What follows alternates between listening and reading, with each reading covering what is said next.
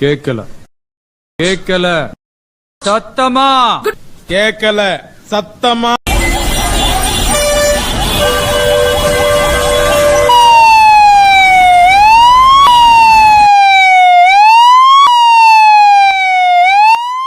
அவரோட தலையில் பலமாக அடிபட்டிருக்கு.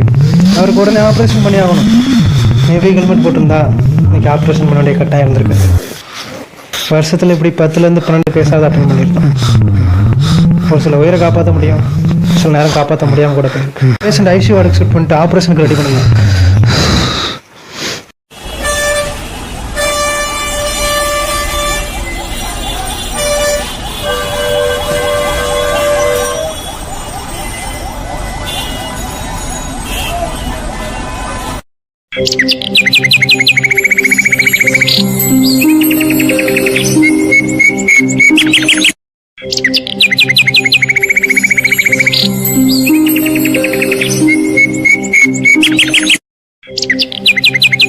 காலையிலே கிளைமேட் நல்லா தான் இருக்கு. வீடு கிடைக்குமான்னு தெரியல. நம்பிக்கை இருக்கு, கண்டிப்பாக இன்னைக்கு எப்படியாவது வீடு கிடைச்சிடும். நான் போய் பார்ப்போம். அண்ணே என்னப்பா வீடு வாடகை கிடைக்குமாண்ணே? பேச்சுலராப்பா? ஆமாண்ணே. வண்டி என்ன வச்சுருங்களா? இருக்கு. நீங்கள் பாட்டு வண்டி எடுத்து வரீங்க, ஆக்சிடென்ட் பண்ணுறீங்க, செயின் ஆகிறீங்க, ரேஸ் ஓட்டுறீங்க, அப்புறமா போலீஸ்காரன் வந்து அட்ரஸ் எடுன்னு எங்களை தான் பிடிக்கிறான். எல்லாம் வரவங்கெல்லாம் இப்படி தான் சொல்கிறாங்க. நான் இல்லை நம்புறது.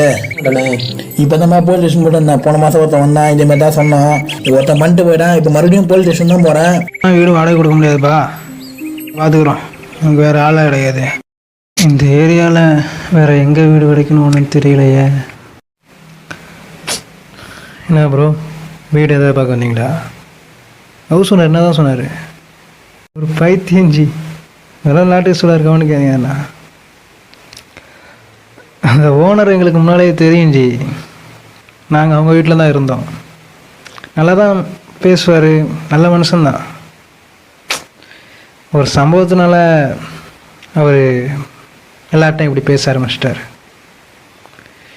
அது மட்டும் இல்லாமல் அப்பப்போ போலீஸ் ஸ்டேஷன் வேறு போயிட்டு வராரா, அந்த டிப்ரெஷனில் தண்ணி அடிச்சுட்டு படுத்துருவார். அதான் போதையில் ஏதாவது பேசியிருப்பார், நீங்கள் கண்டிக்காதீங்க ஜி. பைக் வச்சவங்களுக்கு வீடே தரமாட்டேன்னு சொல்லியிருப்பார். அதே தான் எங்கள்கிட்டையும் சொன்னார். அது ஒரு பெரிய கதை. எங்கள் ரூமில் கூட ஒரு வேக்கன்சி காலியாக தான் இருக்குது. நீங்கள் வேணால் ரூம் வந்து எப்படி இருக்குன்னு பாருங்கள். பிடிச்சிருந்தா நாளைக்கு கூட ஸ்டே பண்ணிக்கோங்க. என்னென்னு பாருங்கள், உங்கள் விருப்பம் தான். வாங்க உள்ளே வாங்க ப்ரோ. இதான் நம்ம ரூம் எப்படி இருக்குன்னு பாருங்கள், பிடிச்சிருக்கான்னு சொல்லுங்கள்.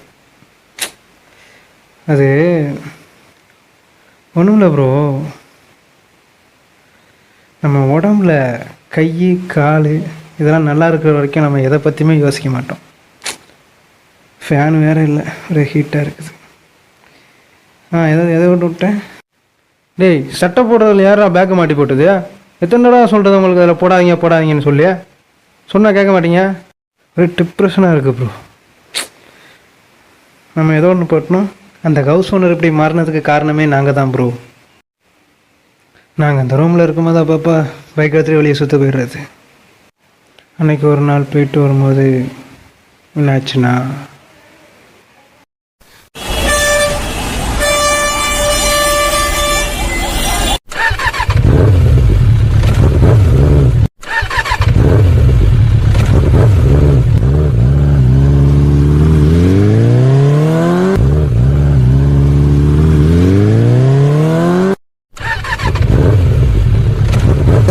நான் இறங்கிறேன். டேய், ஹெல்மெட்டை போடுறா மயிறு. எத்தனை தடவை சொல்கிறது நான் உனக்கு? சும்மா டேங்க்லேயே வச்சு ஓட்டிங்கிற போடுறா. இல்லைனாலும் ஒரே மாதிரி இருக்காதுன்னு அன்னைக்கு அவன்கிட்ட கடைசியாக படித்து சொன்னேன், ஹெல்மெட்டை போடுறா. ஆனால் அவன் எதையுமே புரிஞ்சிக்காம விளாட்டுத்தனமாகவே இருந்தான். அன்னைக்கு பைக்கில் இருந்து விழுந்தவன் தான் இன்ன வரைக்கும் அவனால் எந்திக்க முடியல. இது அப்புறம் நடந்துச்சு. கண்டிப்பாக திரும்ப அவன் பழைய மாதிரி வருவான். நாளைக்கு தான் அவனை போய் பார்க்க போகிறேன். நாளைக்கு அவனை திரும்ப ரூமுக்கு கூப்பிட்டு வரலான்ட்டு இருக்கோம். பசங்களாம் சேர்ந்து அவனை ரூம்லேயே வச்சு பார்த்துக்கலான்னு சேர்ந்து முடிவு பண்ணியிருக்கோம். நாளைக்கு வாங்க அவனை பார்க்கலாம், ஓகேவா?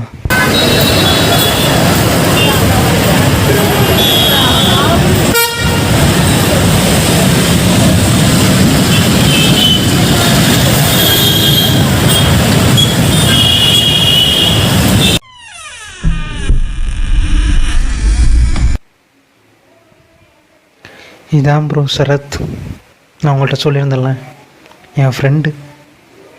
அவன் நல்லா இருக்கும்போது நானும் அவனும் ஒன்றா தான் சுற்றிக்கிட்டு இருப்போம். எங்கே போனாலும் என்னை கூட்டிகிட்டு தான் போவான். அவன் பைக் வாங்கினதுலேருந்து கொஞ்ச நாளாகவே என்னை அவாய்ட் பண்ண ஆரம்பித்தான். ஆனால் இப்போ அவனை இந்த நிலைமையில் பார்க்க கூட முடியல. எனக்கு ரொம்ப கஷ்டமாக இருக்குது. அவங்க பேரண்ட்ஸ் கூட பார்க்க முடியான்ட்டாங்க. எல்லாம் மாறும் ப்ரோ, எனக்கு நம்பிக்கை இருக்குது. நீங்கள் கிளம்புங்க, ஒன்றும் கவலைப்படாதீங்க ப்ரோ, பார்த்து போயிட்டு வாங்க. இன்றைக்கி இவனுக்கு நடந்த மாதிரி வேறு யாருக்கும் நடந்தக்கூடாதுன்ற அக்கறையில் தான் அவங்கள்ட்ட சொன்னேன். வைங்க எதுவும் நினச்சிக்காதீங்க ப்ரோ, பார்த்து போயிட்டு வாங்க. பாய்.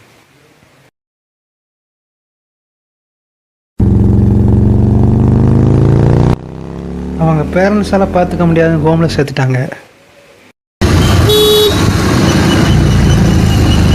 ஹோமில் கூட 6 மாதத்துக்கு மேலே வச்சிருக்க மாட்டேன்னு சொல்லிட்டாங்க.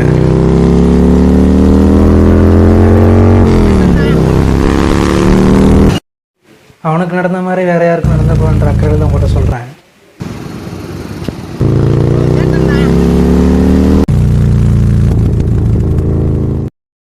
ஹெல்மெட்டுக்குள்ளே வாழ்ந்த எனக்கு ஹெல்மெட்டுக்கு வெளியில் பல பேரோட வாழ்க்கை கேள்விக்குறியாகவே இருக்குது.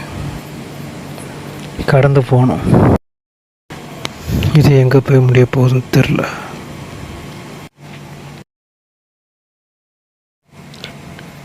வாண்ணா, கொஞ்சம் வண்டி கொண்டா, வெளியே முடிய போக வேண்டியிருக்குது. என்னண்ணா? சே, ஹெல்மெட்டு கொடுக்க மாட்டோமே, போய் ஹெல்மெட்டை கொடுத்து வரும். இதை வேற நெசனு தலை வேற இறக்கிட்டி, சும்மாவே நீ ஏன் பேச மாட்டேன்? சொன்னால் கேளு, எல்லா நேரமும் ஒரே மாதிரி இருக்காது, தலையில் போடுறது தான் உனக்கு நல்லது. எதுக்கு இது இங்கேயே இருக்கட்டும், வழியில் தீ பார்த்தானே எடுக்காது, யோசிச்சு ஆகும்ல. சரத்தோட கதை தெரியறதுக்கு முன்னால் நான் அவனை அப்படித்தானே இருந்தோம். அவனை சொல்லி என்ன இருக்கு, போட்டோம், பட்டால் தான் புரியும்.